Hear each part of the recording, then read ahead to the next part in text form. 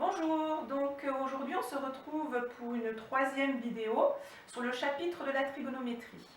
Alors je répète donc que la trigonométrie s'applique dans un triangle rectangle et permet de calculer une longueur ou un angle. Donc ici on a un triangle ABC, rectangle en A. Alors donc aujourd'hui on va parler donc de la tangente d'un angle. Donc on choisit tout d'abord un angle, donc l'angle C. Et on définit comme d'habitude l'hypoténuse de ce triangle, le côté adjacent à cet angle et le côté opposé. Alors l'hypoténuse, c'est toujours donc le côté qui est opposé à l'angle droit. Le côté adjacent, c'est le côté qui est à côté de l'angle C. Et le côté opposé, celui qui est en face de l'angle. Alors, je vais définir donc ce qu'est la tangente de l'angle C. Donc, j'écris la définition. Tangente de l'angle C.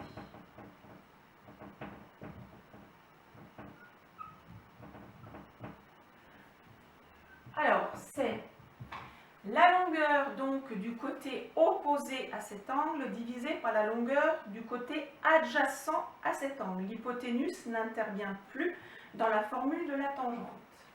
Alors, longueur du côté opposé à l'angle concerné sur la longueur du côté adjacent à l'angle.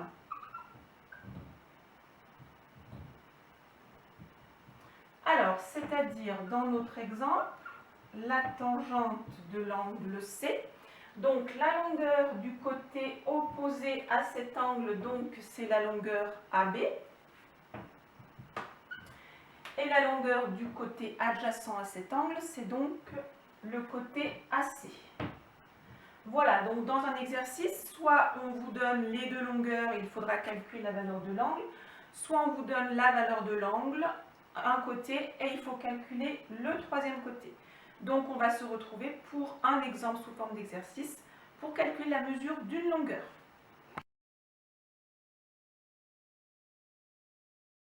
Alors voici l'exemple 1, donc je vais calculer la longueur AC, donc c'est-à-dire la longueur du côté adjacent. Donc je détermine tout d'abord l'hypoténuse, côté opposé et côté adjacent.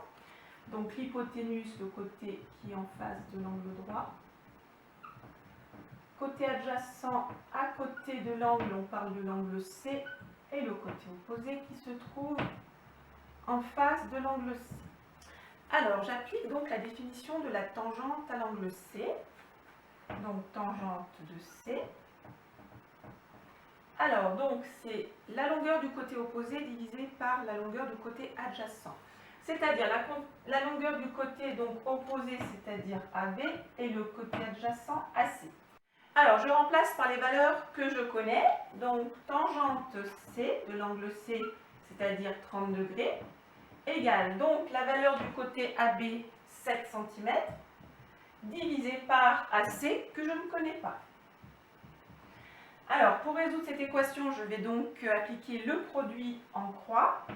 Donc, tangente 30 degrés divisé par 1 égale 7 divisé par AC. Alors, je multiplie et je croise par les deux valeurs que je connais et je divise par la troisième.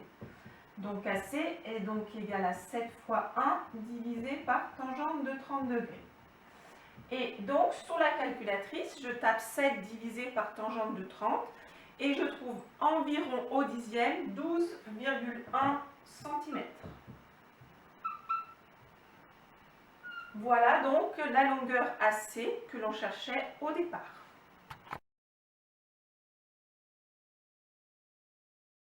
Alors, voici l'exemple 2 dans lequel je vais calculer la mesure de l'angle C. Donc, j'ai un triangle rectangle, AB est égal à 8 cm, AC est égal à 6, et je cherche donc la valeur de l'angle C. Donc, je détermine tout d'abord l'hypoténuse du triangle, le côté adjacent et le côté opposé à l'angle C. Donc, l'hypoténuse BC, côté adjacent AC, et le côté opposé AB.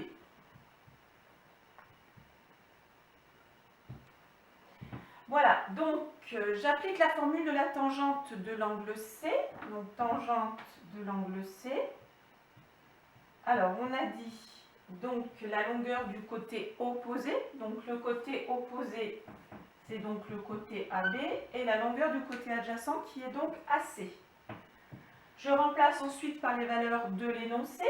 Donc tangente de l'angle que l'on cherche égale 8 pour AB et 6 pour AC. Donc sur la calculatrice, je vais taper donc tangente moins 1 de 8 sur 6 ou arc tangente suivant la calculatrice que vous avez de 8 sur 6. Et je trouve donc la valeur de l'angle C, il est d'environ au degré près de 53 degrés. Voilà donc que j'ai trouvé la valeur de l'angle C que je cherchais au départ.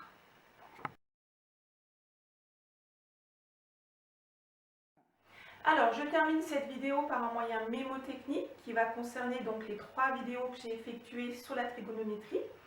Donc, ce moyen mémotechnique, c'est donc SOHCAHTOA. Alors, c'est-à-dire S correspond donc au sinus d'un angle, O au côté opposé d'un angle et H à l'hypoténuse du triangle. C correspond au cosinus d'un angle, A au côté adjacent d'un angle et H de nouveau l'hypoténuse du triangle. T correspond à la tangente d'un angle, O au côté opposé à l'angle et A au côté adjacent de l'angle. C'est-à-dire qu'on va retrouver donc les formules classiques du sinus, du cosinus et de la tangente. Alors, le sinus est égal au côté, à la mesure du côté opposé divisé par l'hypoténuse. Ensuite, C, donc le cosinus de l'angle, est égal au côté adjacent divisé par l'hypoténuse.